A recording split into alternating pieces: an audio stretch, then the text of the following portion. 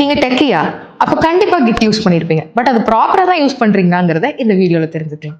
ஒரு குட்டி அனாலஜி. மங்காத்தா படம் ரிலீஸ் ஆச்சு. அதுல ஒரு ஃபேவரட்டான கிளிப்பிங் ரீல்ஸ்ல ரன் ஆயிட்டு இருக்கு. நீங்க யோசிக்கிறீங்க, இந்த கிளிப்பிங்க விட இந்த கிளிப்பிங் இருந்தா ஈவன் பெட்டரா இருக்கும்னு நினைக்கிறீங்க. அப்ப என்ன பண்ணுவீங்க? அந்த ரீல டவுன்லோட் பண்ணுவீங்க. இன்ஷாட், கேப்கட் மாரி அப்ளிகேஷன் யூஸ் பண்ணி ஒரு ரீல ஆட் பண்ணுவீங்க. ஆட் பண்ணிட்டு திருப்பியும் புஷ் பண்ணுவீங்க. இதுதான் ப்ராசஸ். சேம் ப்ராசஸ் கிட்ல நடக்கும். ஒரு கோடு இருக்கும். அந்த கோட ஐடியில, அதாவது விஎஸ் கோட்ல டைப் பண்ணி வச்சுட்டு திருப்பி என்ன பண்ணுவீங்க? புஷ் பண்ணுவீங்க. புஷ் பண்றது கிட்ஹப்ல போய் போஸ்ட் ஆகும். ஸோ இதுதான் ப்ராசஸ்.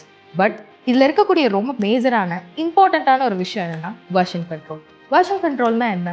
யூஸ்வலா டிரைவ் ஆகட்டும், ரீல்ஸ் அப்டேட் ஆகட்டும், எல்லாமே புதுசா ஒரு அப்டேட்டா தான் போய் ஆகும். ஆனா இந்த இடத்துல வெர்ஷனை கண்ட்ரோல் பண்ணிக்கலாம். அங்கதான் என்ன பண்ண முடியும் அப்படின்னா, உங்க பழைய வெர்ஷனை ரிட்ரைவ் பண்ணிட்டு புது வெர்ஷனை அப்லோட் பண்ண முடியும். புது வெர்ஷன் அடி வாங்கிடுச்சுன்னா பழைய வெர்ஷன் கண்டிப்பாக ரிட்ரீவிங்லேருந்து உங்களால் எடுத்துக்க முடியும். ஸோ இந்த ப்ராசஸை தான் வெர்ஷன் கண்ட்ரோல் சொல்கிறோம்.